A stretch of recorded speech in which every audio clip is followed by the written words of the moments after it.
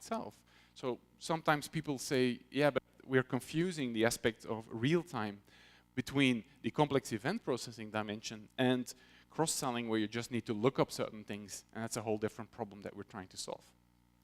The variability is basically where we put most of the traditional relational model under stress, because you can't model very easily things such as tweets or feeds of other things, because the variety in what you get in there, and this is where we enter into the domain of basically the semi-structured, it just doesn't make sense to completely model these things. It's not flexible enough. So you need more flexibility in the schema, which means that is again not something you can do with your good old relational database. They have a hard time doing that. So again, if you have this kind of information, don't just try to model it and store it into a traditional database. It typically doesn't have a very good success. There is a huge impact on the governance aspect of that, because if you try to make sense of these variable things, what I did, I found a tweet, and the tweet says, damn, my hashtag Z10 broke down a second time this week. Can anybody tell me what that sentence would mean? If somebody says to you, my Z10 broke down. The BlackBerry, of course, yeah. Now, in this case, the whole company breaks down, but that's another story. But it could be a car. It could be a BMW Z10. Or it could be the Motorola phone Z10. So what we're seeing is that what we're actually getting out of that tweet, if you are Motorola or if you're IBM or BMW, does that affect you or not? It gets really interesting if an IBM salesman drives his BMW to his work to take a picture of the new mainframe. Because then you put all 4 dimensions together and you use no way of knowing what's going on. So what you see is that the ability to actually make sense of this is not very easy. Especially if you have limited data, then this is not going to be enough to actually make a good decision on that. So the point is that when you look at these kind of things, what would be somebody that does master data management, what would be your first reaction? Or if you're into data governance, what would be your first reaction? I need to define an owner, I need to define the quality rules, I need to define the set of all possible hashtags that can be done. That's your first reaction. And what would be the second reaction? Okay, that would mean that I would have to have people actually be in contact and saying, dear sir, what did you mean by Z10? Can we help you? So this model doesn't work. So we need statistical relevance to actually make sense of these things.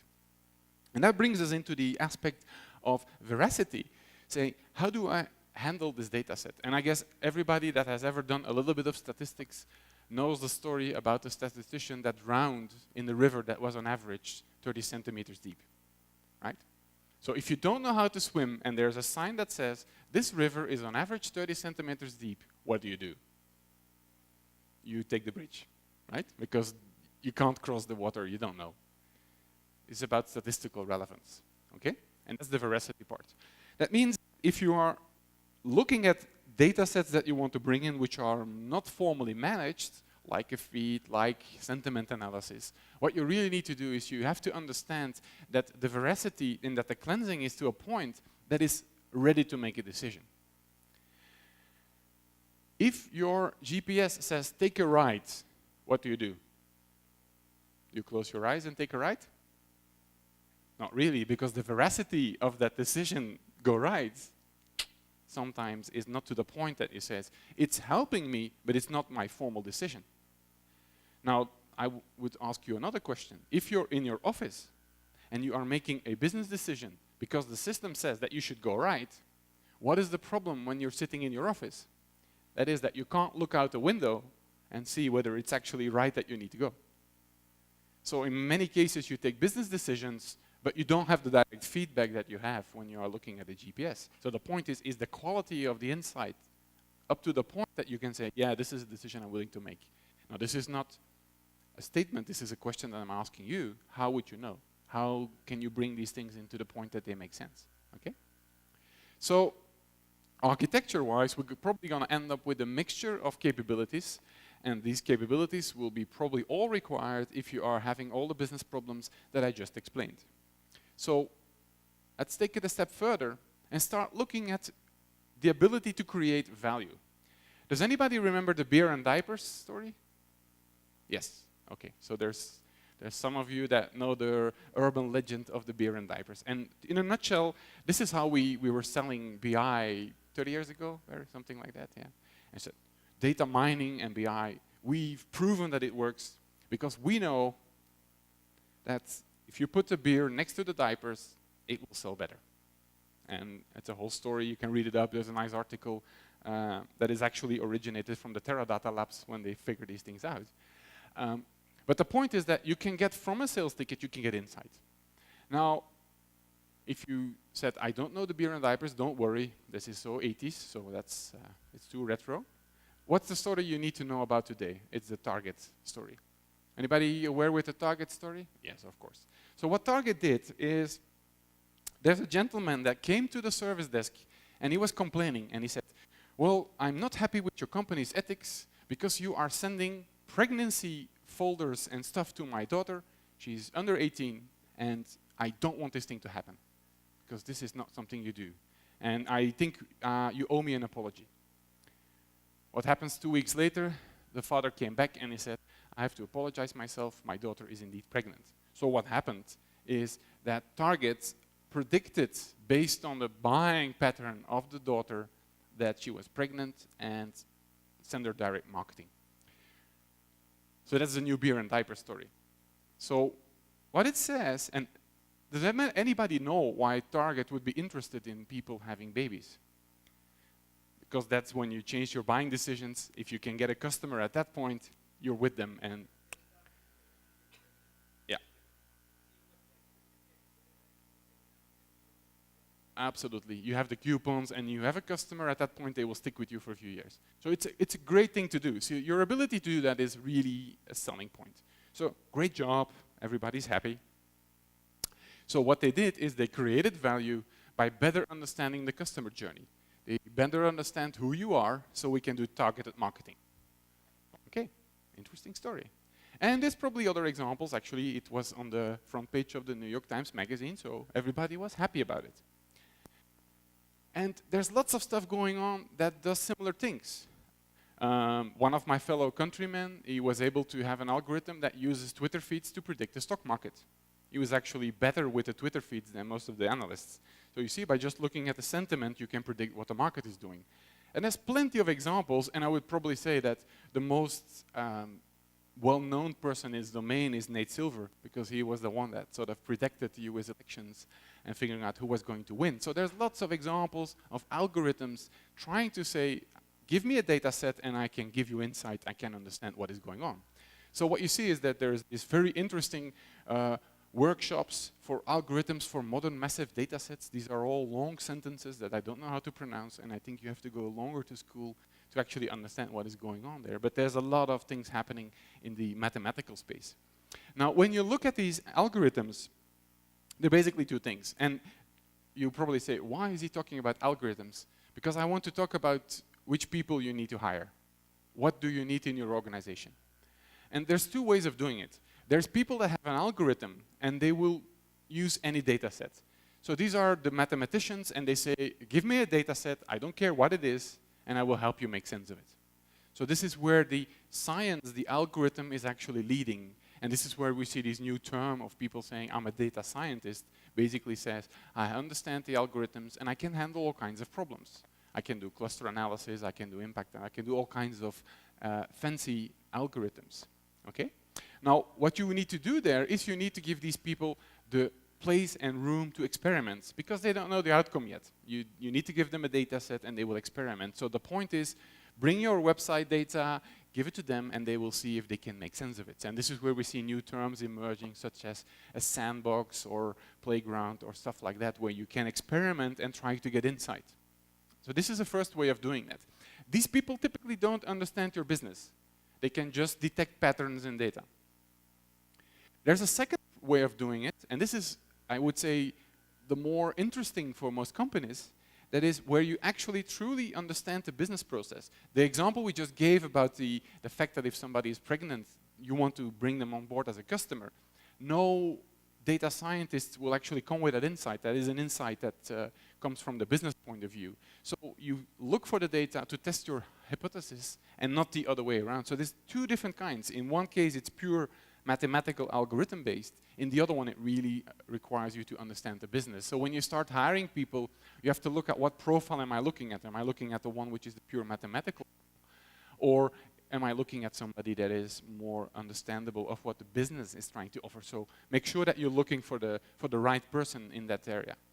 So as I said, it's a multidisciplinary approach where you just don't need the mathematically gifted, but you also need to have people that understand how your business model works and what are the points in which you can influence the decision of the buyer.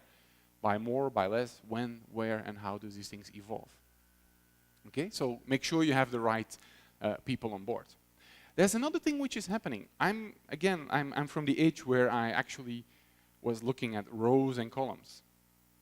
If you try to print a terabyte, it's really hard to do that in rows and columns. I try to do the Excel fit on page, but it just gets black, right? So another area that you need to invest in is not the storage, not the calculation, but it's in the visualization. So what we see in the market happening today is companies that are focusing not on managing the data, but presenting it. And this is a fundamental new discipline that says, how can we use our cognitive capacity? There's a lot of processing power up here, and we have capabilities of, from a visual point of view and from an insight point of view. By presenting it correctly, you might get an insight, which is not something that the machine will tell you, but it allows you to navigate, it allows you to truly understand what is going on, right? So there's a good book about information is beautiful that helps you to figure out what are the different trends there, but it's about visualization and presenting it in a way that it actually makes sense. Not just a chart or a simple Excel column by row, no, something that allows you to touch it and to navigate it and to actually get the insight from the visualization. Okay, target, everybody was happy with target? We need to do target as well? And then we were mid-December. In mid-December 2013, what happened? The shares of Target dropped by 2%. Why? Because their great algorithm that figures out when women are pregnant had a data breach. So the point of sale was hacked and the data was cut out. So the Target shares dropped. So this is sort of this other side of the angle where you're saying, oh, wait a minute. Actually, this thing is backfiring now on them because people are no longer comfortable that Target is handling their data properly. And anybody that handles credit cards probably knows about the PCI standards. Well, the point is, did they apply the PCI standards? Not really. Which means that at the same time, when you have data, it is a liability. And then this is one of the things that you need to think about. How are you going to govern that? Because what you need to do is you need to give the data set to the data scientist, right? You would be surprised how many companies have strict data privacy and data security rules, and then the next thing they do is to copy all of their operational system into the sandbox, where then the data scientist is going to play with it. And this is where you get the data breaches. So be careful, because this is not just a huge potential for value creation. At the same time, it is a huge risk if you do not govern it properly. So now we're talking about life cycle. How long do you keep it? Who can have access to it? Should I make things anonymous? We had a huge scandal in Belgium because our metro system, they moved to digital passes. And what they did is they used the information of every passenger going through the system to do better planning. Everybody would go, great, value creation. What is the next thing that happened? They were in the newspaper. Why? Because they forgot to anonymize who is doing what. So people in their data science department could now understand each individual and what they were doing. So it's not just about the potential, but it's also about making sure that you anonymize things, that you are not into issues with privacy. And this is not just about, oh, I'm okay, I'm not the NSA. No, this is about actually fundamentally respecting your customers and making sure that you get the value, but you keep the risk under control. So those are typically always correlated. So what I'm trying to argue is that when you start looking at your data, all the different kinds of data, that you really have a policy that governs what am I going to do with it. how can I deal with retention, what data sets are useful, and who can have access to it, and also the other way around, what potential are we missing? So the point is, and this is sort of my closing arguments here trying to say, is that as an organization, as I said, you want to move from a process-centric organization to an information-centric organization. But it means that you have to have a clear view of what data is available, what can make sense of it, who can make sense of it, and how data should be governed. What are the quality rules, what are the retention rules, what are the security rules that you have to deal with? Because if you don't do that, this will be a disaster. You will be the next company in the newspaper. And that's not what you want. Well, you can be there because the shares went up 2% because you were predicting when people were pregnant. But that's not the essence. The essence is how are you achieving this and how are things going on. So the point is you have to agree what you have, what you're going to do with it, figure out who's going to own it, because even if there's an outside ownership, somebody should govern it, somebody should take care of what is happening with the data sets, who can deal with it and what they can do with it. And understand why you are doing it, because it's not about just keeping it for the sake of keeping it. Okay, so we're not creating the library in Constantinople, because that's not the point. We're trying to keep data for the sake of actually making sense of it. And if you don't know how to make sense of it, get rid of it. Does anybody know how much it costs to give a gigabyte to a lawyer? Now, this is not a joke. It's roughly 2,000 euros.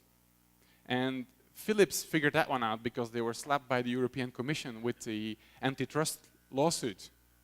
And they, unfortunately, kept too much stuff.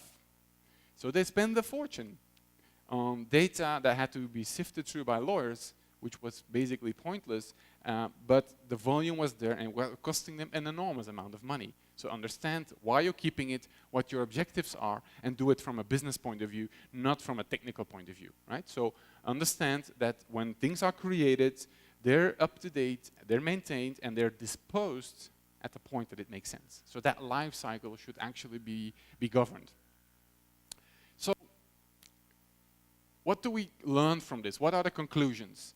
First of all, you have to be very careful for superfluous conclusions, because sometimes the story is not exactly the way it looks like. So if somebody says, oh, I'm doing big data, are you? No, no, no, I'm not doing big data. Well, maybe you're actually doing the right thing, because if you don't have a business driver for that, it's not necessarily going to work.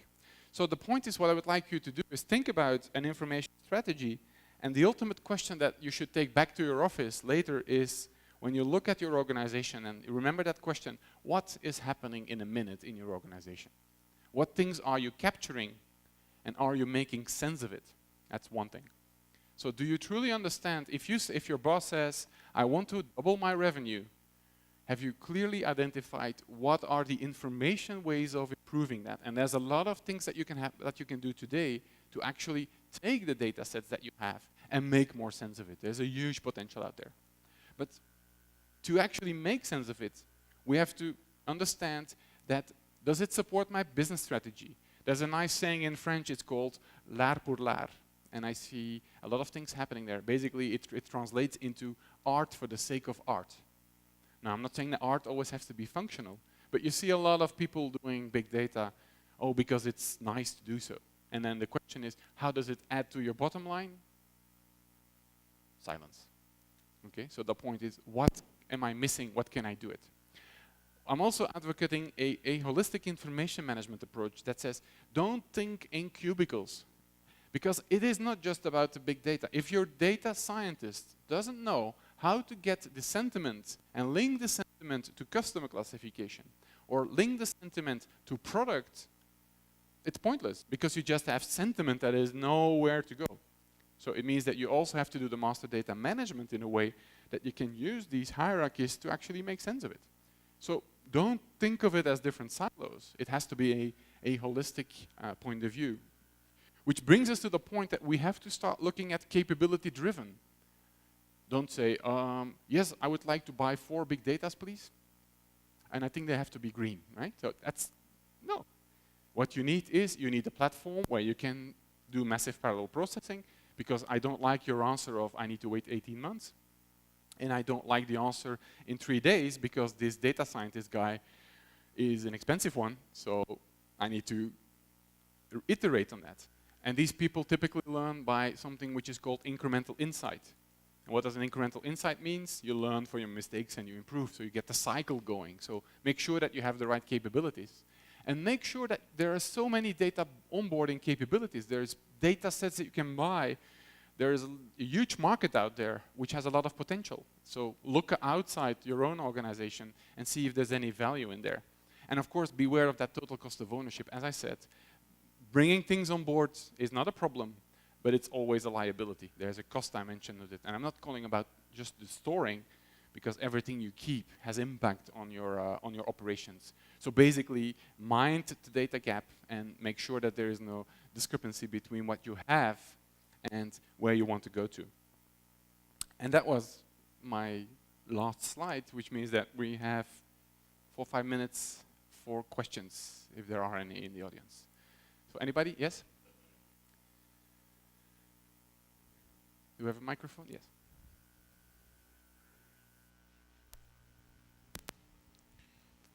Reference to all your what you call data analysis to identify the data that is actually useful for the business. Reference to the example for the telephone company. Mm-hmm. And the target and all that, okay? And the backfire for the Belgian metro system. Mm-hmm. So to what extent is it acceptable to dig into data without breaching privacy? I mean, you gave example for Belgian, for examples out there, and lawyers and whatever.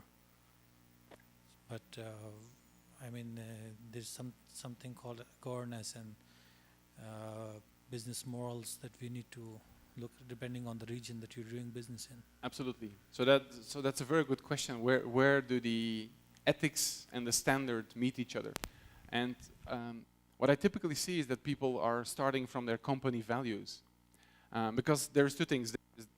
There's actually legislation, so can you go to jail for doing things? Typically, if you're government, they don't throw you in jail, you just get into the newspaper, but in a private company, you have to be careful. So there's more and more pressure on that from a legislation point of view. But I think the most interesting angle is your own ethical angle from a company point of view. We worked with a retailer, and retailer looked at the target model, and they said, we don't want to do this. We can, but we will not do it. Because we think that the bonding with our customer and our company values are such that we don't want to invade or even give them the impression that we invade their privacy. Because targeted marketing can be sometimes scary. One of my colleagues, she's a lady, she's 60 years old, and she likes to clean her hands with these baby washes, so these little things so to keep her hands clean. She got a target mailing for buying diapers, because they cross-sell the product to diapers. And that's a very good example. And that retailer, for that particular reason, says, we're not going to do that. So I would say my main driver for you is to look at your own company ethics and saying, what is your value, and what do you think should be done and what shouldn't be done. Bottom line is legislation, which means that in some cases you have to make the data anonymous. But then again, that's a slippery slope, because at what point does it get anonymous? It's like saying, I'm not going to say my salary, but I know that I have a 1% increase and that was 100 euros. We see the same thing by people making data anonymous. And they say, oh, yeah, this is anonymous, because I don't know who's in the street. But there's only one person living there with two children and one car. So again, legislation is one thing, but where do you want to be as a company, as values? Now, there's not necessarily a contradiction in the two. There's a lot of things that you can do, but you have to be really careful on setting that, drawing that boundary. And I would say that's essentially your boundary. And then the bottom line is legislation, but that is, in most cases, always too low. Yes? Another question? Yeah, first there and then I'll come there.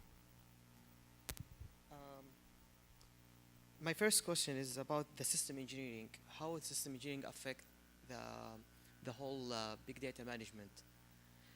And the second thing, I can say for the ethics, it's a function of time and factors to the human culture and the human nature. Mm-hmm. So we'll buy time with something might be not ethical today, might be ethical tomorrow, or it's different. Okay, so let me answer the first one, which is about the system engineering and support that. And this is what I was saying with the data scientist model. There's two approaches. There's the capabilities, having the algorithm looking for the data. And there's lots of opportunities today because we come up every day with more power, more capacity. So in many cases, the system engineering is actually leading the field instead of the business leading the field. So that's a very good point, that being in touch. So actually every company should have a data technology watch function, that you go out there and you proactively probe for what is happening, because a lot of things are happening in the industry. The second thing about the morality being variable in time, I wouldn't necessarily agree with that, because I would say that the morality is a fundamental element of your organization. And the point is that when you look at privacy and what people are willing to give up, it's scary to see what my children are doing compared to what I was doing. So I would say reality is proving your point, but it's not influencing the way that I'm thinking. But it's a very good point. Yes, we had one more question over there.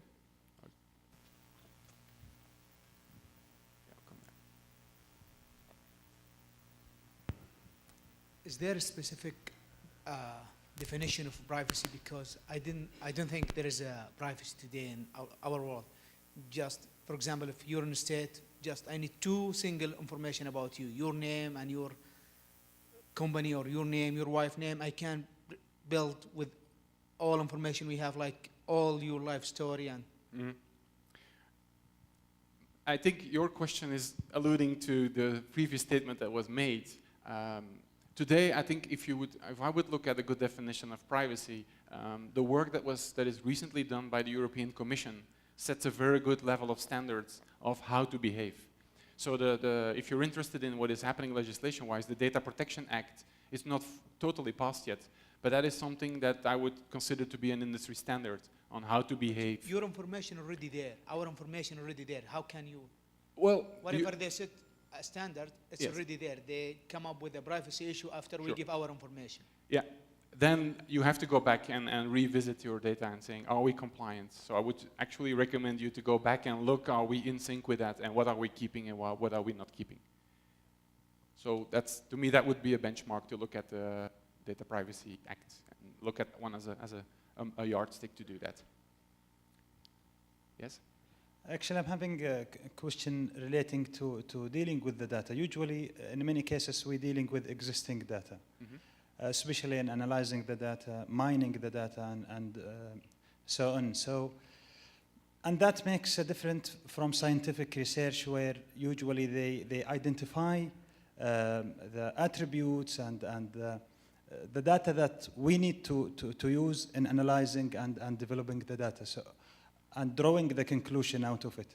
So is there any work in identifying such data, ranking, for example, the information of that you need to consider in terms of mining, analyzing, then drawing your conclusion? Yes. Yeah. So I think you actually made a point, and the point that you're making is the one that I was trying to, when I was describing the data scientist, that there's basically two ways of looking at it, saying what you have, and the other one is I have the algorithm. My experience is that this is really sector specific. So what you need to do is to look for your own peers in the industry, because it starts all the way back from what is your business driver. If you want to increase the selling, then what are the measurement points that I can do? So that's a reverse reasoning to actually say, what is my outcome? I want to increase the capability. I want to have a bigger basket, for example. And this is where most of the research that is being done is very sector specific. This is not just the algorithm. So I would strongly encourage you to look at the sector-specific solutions rather than just the mathematical capabilities of drawing things, because as you clearly pointed out, the question is not what are my algorithms, it is what measurement points actually influence that.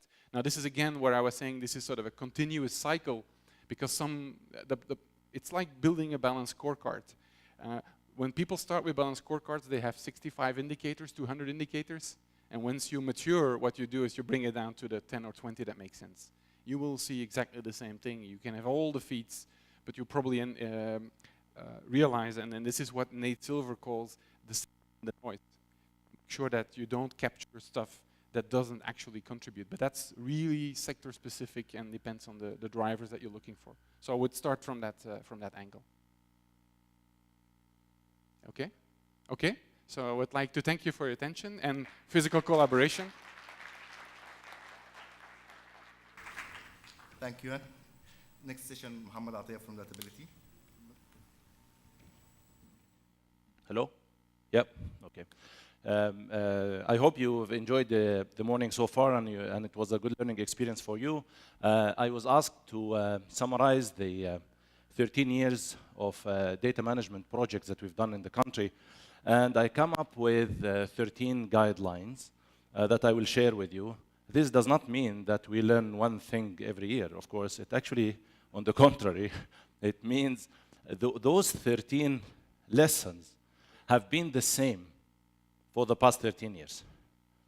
And they keep repeating themselves.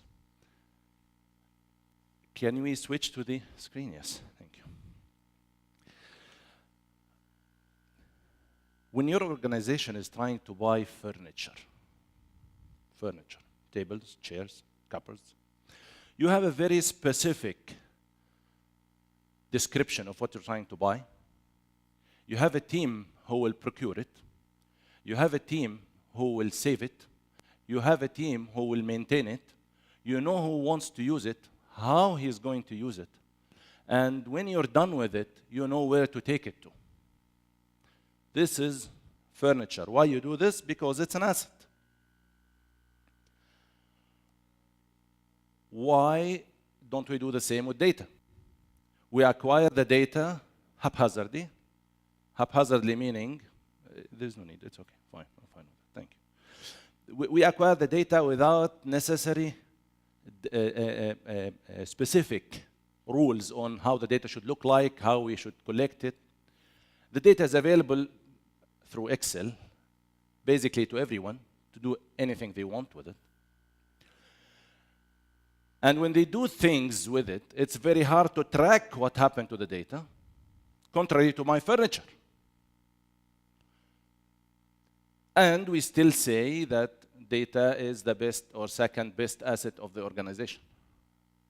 Well, of course, this happens for a reason, because data is not tangible, number one. And two, there's much, much, much more data than we have furniture. So it's very difficult to manage. But that only makes the problem bigger and puts constraint to start sooner. Consider non-data projects. An ERP implementation, or a trade finance application in a bank, or a claim processing application in a telco company or an insurance company. How much time do you spend looking at functionalities that you want in the new application, compared to how much time you look at the data that is required for this functionality to operate? As a result, how many of you think that the technology utilization of all the applications in the organization is more than 90%? 80%? 60%? 50%? Come on. I hope there's no finance people here. We don't look at the data, period. We look at functionality of applications. When there is a data management project or initiative, it always starts with, we want to implement a data warehouse. We want to install BI. And if we want to get a bit more business-oriented, we want to clean our data. Therefore, we want to buy a tool to clean the data.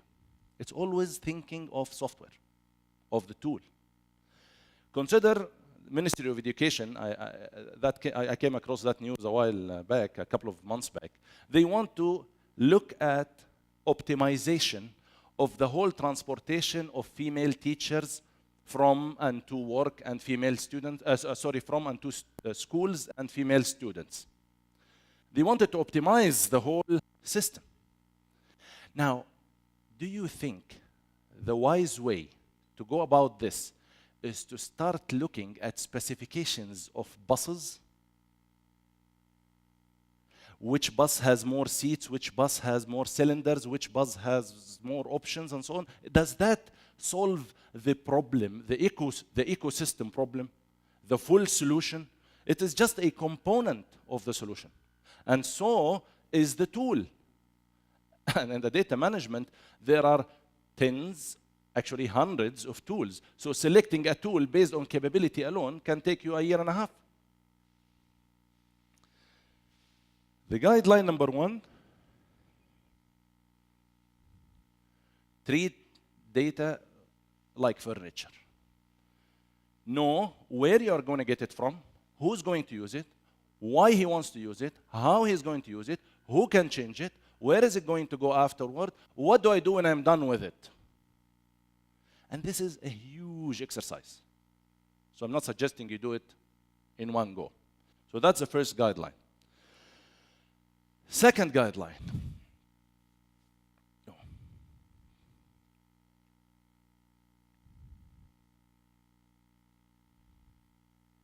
Do not lead data projects as IT. Do not. If the business is not leading it, don't do the project. We have seen in 13 years more than 100 projects fail. Fail, I mean money spent and wasted. Fail, I mean the objective was to build a skyscraper and we ended up with 3 huts. That's what I mean by fail. Why? Because you are not the user. You are not the consumer of the product. The product of the data management project is the business. If the business doesn't know what they want to look at and how they want to look at it and how they want to use it, there is no point in doing it. Do not be enthusiastic about the capabilities of tools. I want to get this and I want to get that. Let's do this, let's do that. The business doesn't know. Tough luck. If the business doesn't know, he will not use. And if he doesn't use, you've just wasted money and effort. And actually, you become more depressed. And maybe that's why the reason most of the IT people are depressed these days. They do projects that get to waste. But you're starting on the wrong foot. In any data project, there is always a debate. Do we start bottom up or top down?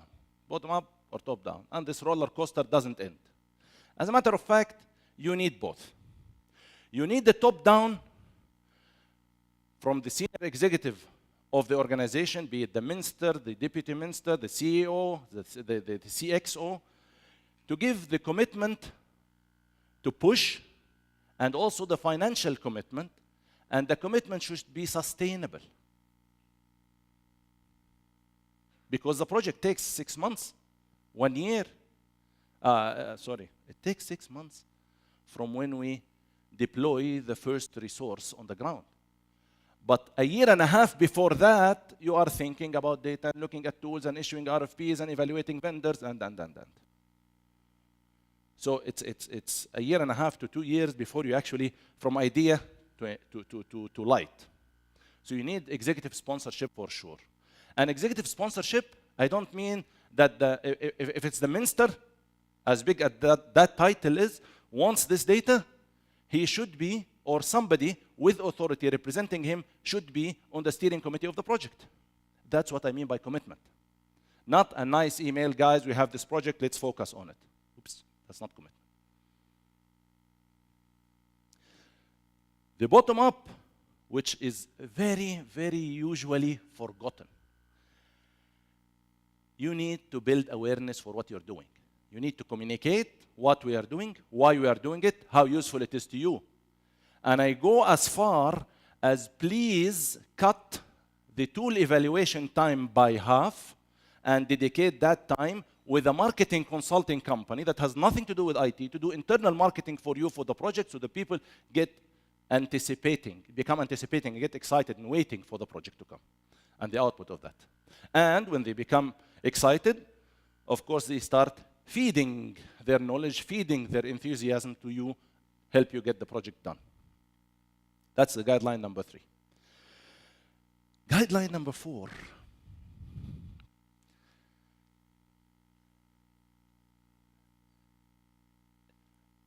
It's not what's out there in the market. It's what you can do. Do I have the technical skills? Because when I say what you can do, I'm sure most of you said, okay, technical skills. Yeah, sure. That's not it. Do I have the user buy-in? Do I have the data? Do you know how much time is spent in any data project finding the data? When I say finding, I mean knowing where it is, what it means, what do you want to do with it. It's 70% of the project. So don't jump too quickly into things that might harm your health without carefully and in detail assessing your capability, your maturity as an organization. Many organizations are not even application mature yet, let alone data mature.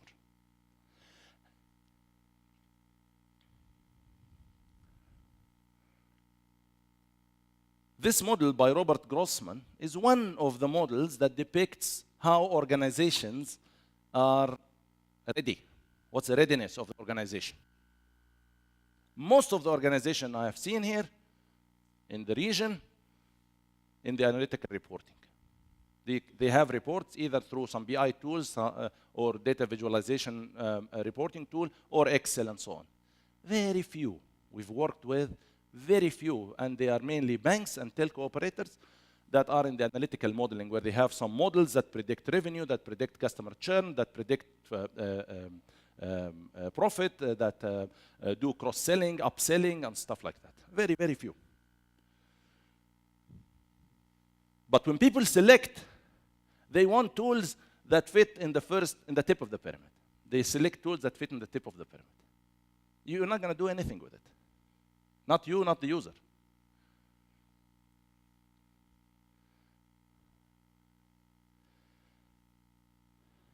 Guideline number 5. Pick the right tool. It doesn't have to be sophisticated. It cannot be sophisticated for everybody, because not everybody has a sophisticated need. Exactly like we don't all drive buses, for example. Although the bus is arguably bigger than all the cars that we all drive. That's not what I need. And there are many tools in the data management spectrum, of course, huge number of tools. But what do we do as technology people when we issue an RFP? I look at RFPs and I see, oh, the specs of Oracle, the specs of SAP, the specs of Microsoft, the specs of IBM tools, the specs of ClickView, the specs of Exalead, the specs in one sheet. These are the requirements that we have. You don't need tools. You don't need capabilities. You need to do something. With what tool, that's another story. It's not about getting the biggest and the fittest. And the tools are humongous. They are endless. They're endless. And really, if you look at tools comparable in the same box, 98% of the cases, any tool would do. And I say 98 because there is always a 2% or 5% difference between a tool and another that only very, very advanced customers require when you are in the 3rd or 4th or 5th level of maturity that you need. So don't spend a lot of time which tool is which. That's not the idea. And we're not even looking at the tools only. No, we are looking at the roadmap of the tool. Guys, we are not even using what's there, let alone the roadmap. Guideline number 6, and believe me, I saw it. Not once. Let's bring everything. Put everything in the data warehouse. Even my thoughts in the data warehouse. Even things I didn't think about, put it in the data warehouse. Can we put anything else in the data warehouse? Can we get external data in the data warehouse? What are you doing? You are creating something that's going to eat you. Because everything you put in the data warehouse has transformation, transportation, loading, metadata, data management, data maintenance, and. You want to do all of this without knowing what you are going to do with it? No. If you don't know what you are doing this for, drop the project. It's not a good project. You're wasting your life, then you are wasting the organization's money. We must spend time knowing what we want to do. It's not about collecting everything and putting it in one place. And this is for IT people who try to get the buy-in.